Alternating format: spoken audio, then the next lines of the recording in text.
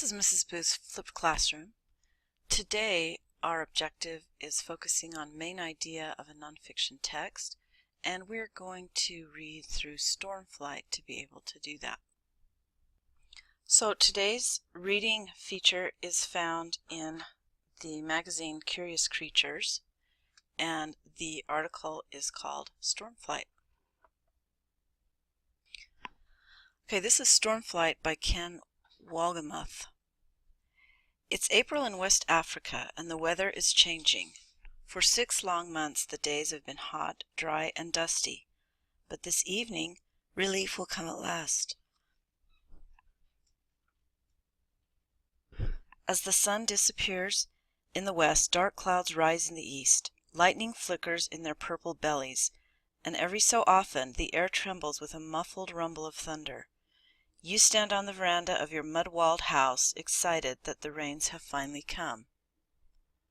So if I go back and look at this paragraph, although this is an informational text, because it's an article, it's written with a lot of imagery. So some of the imagery that's in here is lightning flickering in their purple bellies. Purple bellies is describing the dark clouds. And as we talked about in our previous classes, that's a really good example of personification, because typically a belly is a human character, a characteristic or trait, and most humans have bellies, and dark clouds don't. But I can visualize a cloud being heavy with rain, ready to start raining, and that's why it's described as a purple belly.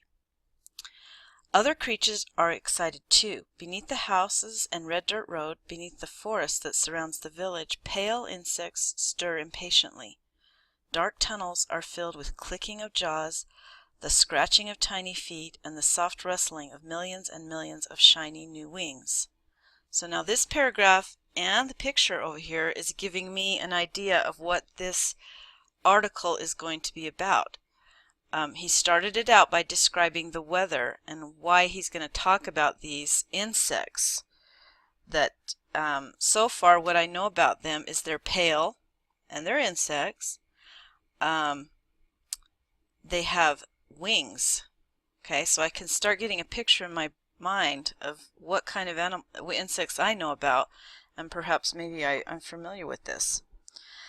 The storm slides over the village like a black quilt. A cool breeze springs up and quickly turns into a wind. Palm trees sway, dead leaves and bits of dry grass tumble through the air. The lightning is brighter now, and thunder booms like cannon fire. A deep, vibrating hiss approaches from the east. It's the sound of rain, a great flood beating on the leaves and the earth, coming closer and closer. Okay, so another great descriptive paragraph helping me imagine something is important about this weather and these insects. That's why the author has already taken 2 paragraphs to describe the weather and its changing and what's going to happen. So it's kind of building my interest in why he's talking about the weather so much. It arrives all at once, dropping like a solid gray curtain, blocking out the houses just across the street. It hammers the bare earth, turning gullies into streams and streets into rivers. You move farther inside the veranda as strands of red and silver lightning snake out across the sky, and deafening claps of thunder shake the walls again and again. With each flash, the world freezes in place for an instant. The leaves stop dancing. The clouds stop rolling. The raindrops themselves hang suspended above the ground. Then the thunder crashes and everything roars into motion again. So more description about the weather. He's trying to give me the feeling that the weather started a certain way and now it's having a dramatic change, and the way he helps me understand that is by describing deafening claps of thunder, and they shake the walls, and the world freezes in place for an instant at each thunder crash. And then everything roars into motion again. So it's as if everything's waiting for the thunder to hit, it freezes, and then everything goes back into place again. The storm batters the village for half an hour until at last the wind dies and the rain tapers to a drizzle. Thunder and lightning recede over the western hills. You turn to go inside. Just then you feel a faint touch against your cheek, then a second touch, and a third. Something's happening. Peering into the twilight, you see what looks like a plume of steam shooting from the earth behind the house. Another plume spurts from the ground next to the wall. Taking a closer look, you realize that they aren't plumes of steam after all. They're plumes of insects. Okay, so it might help you to know that a plume is like a feather. That's another example of a feather. So,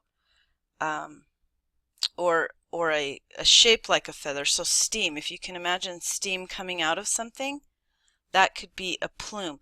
Sometimes we describe it as a plume of smoke. So it's something that comes from a location and shoots out and upward usually.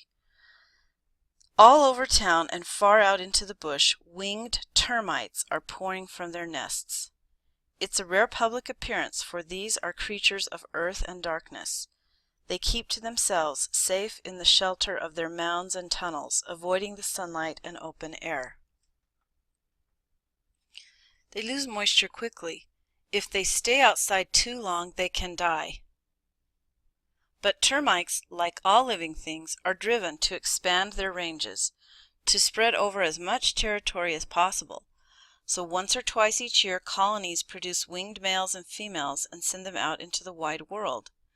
Tonight conditions are perfect. The storm has brought a breeze good for flying, and it's also softened the ground, which will be important later after the travelers land.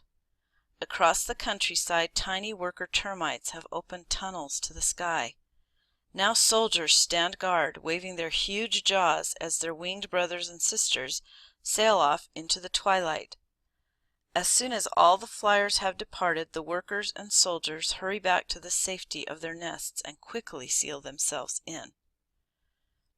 So now it's explaining a little bit about the termites and what they do. Okay, so this is some good information. Only once or twice a year do they produce their males and females and send them out. And the reason they send them out is because they want to cover as much territory. So they want to have lots of termites in lots of places. Walking down the street, you sense the fluttering of insects around your head and the touch of their wings on your cheeks. Let me scoot this down a little bit. You can see where I'm reading. Their cheeks and arms. A vast movement is taking place around you. You feel it first before you see it. Then lightning flickers, and you find that the village has been swallowed by a cloud of insects, a shifting, sparkling mass that rests on the ground and rises up into the darkness high above the treetops. It's as if someone had blown the seeds from a whole field of dandelions. Termites are weak flyers. There's another bit of information about termites. Within minutes, they flutter to the ground on all sides. There, they break off their fragile wings and begin to search for mates. Some have flown only a few yards from home. Others have managed to sail half a mile or more. The farther they go, the better their chances of pairing with an individual from another nest rather than with a close relative. Okay, so I didn't know that termites' wings are so fragile that they break, but the purpose is so that they don't fly a long ways, that they land and start to mate. Having landed, a female termite stands still and waits for a male to home in on her scent. When one does, she runs and he follows close behind. Soon the ground at your feet is alive with these odd twosomes trotting head to tail in all directions. So it's meaning head to tail, like they're in a little line. Alright, so here's this image, is you've got these two heading and they're walking. There are so many, more than you could ever count, and you would worry for a moment that the world will be overrun by termites. Then a new movement catches your eye. A small toad hops about, lapping up insects with his sticky tongue. You realize that most of these flyers won't survive until morning. In your mind's eye, you see termites being devoured. Bats swoop over rooftops. Lizards creep from darkened corners. Driver ants swarm. Driver ants swarm through the weeds, and fish rise to the surface of a pond. A feast is going around you. If your ears were sensitive enough, the night would be filled with the sound of munching.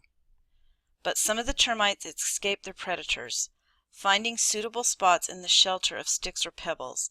These new kings and queens begin to dig in the rain-softened soil. Soon they'll be hidden away in tiny hollows, and there the females will lay eggs. Slowly new colonies will grow. New earthen mounds will rise amid the greenery of the bush. In a few years they'll produce seeds of their own, delicate flyers who will take to the wind in the twilight after a storm. Soon the only reminders of the evening's flight are a few glittering wings blowing across the ground. The thunder is faint and far away. As you walk back to the house, distant lightning flickers among the clouds and turns the puddles in the road to silver.